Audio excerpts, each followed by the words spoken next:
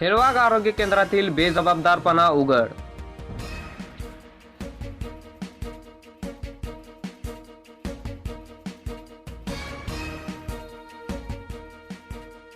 आरोग्य कर्मचाऱ्यांच्या हलगर्जीपणामुळे बालकाचा मृत्यू.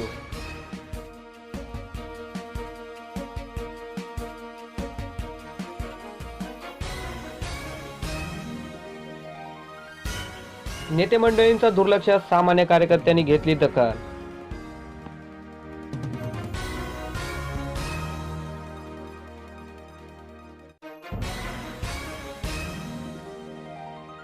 सामाजिक कार्यकर्त्यांनी हेळवाग ग्रामीण रुग्णालयासमोर केले लाक्षणिक उपोषण.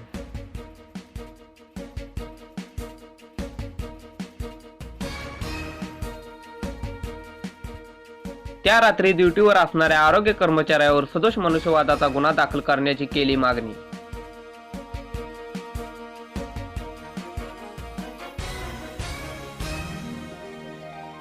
पंचनामा न्यूजकडे नातवाच्या मृत्यूची आजोबांनी मांडली कैफियत.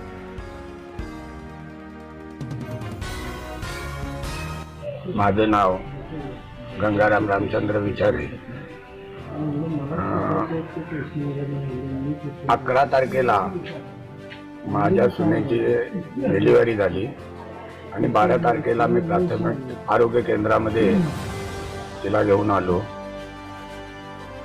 घेऊन आल्यानंतर जी वागणूक मला इथं मिळाली त्याबद्दल हॉस्पिटलवर तर मी नाराज आहे, परंतु 14 तारखेला रात्री 12च्या दरम्यान माझं बाळ रडायला लागलं. म्हणून मी इथं सगळीकडे शोधलं. इथं सिस्टर नाहीत, कोणी नाही, डॉक्टर तर नव्हते. आणि सकाळी 6 वाजता या दरवाजाला कुलूप होतं.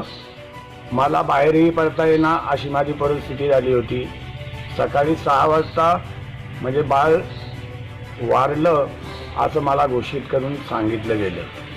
परतही मी डॉक्टरांना विचारलं, बाबा हे बाळ कशामुळे मेलं, त्याला कारण काय. बाळ तर चांगलं होतं, 2 दिवस पाहिजे तसं मूल आमावडीत होतं, हे होतं, सगळं काही करत होतं.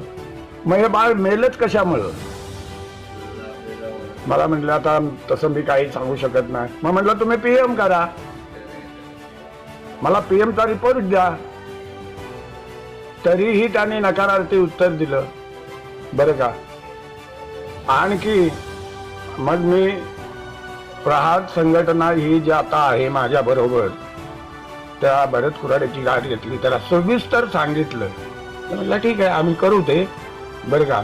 सर्वप्रथम मी त्यांचे आभार मानेन की त्यांनी जी मला मदत केलेली आहे ती भयंकर चांगली मदत करतायत. आणि माझी एकच आग्रही मागणी आहे की इथं जे दोषी डॉक्टर सिस्टर कोणी असतील त्यांच्यावर कारवाई व्हावी आणि इथल्या जनतेला योग्य तो न्याय मिळावा ही माझी आग्रही मागणी आहे.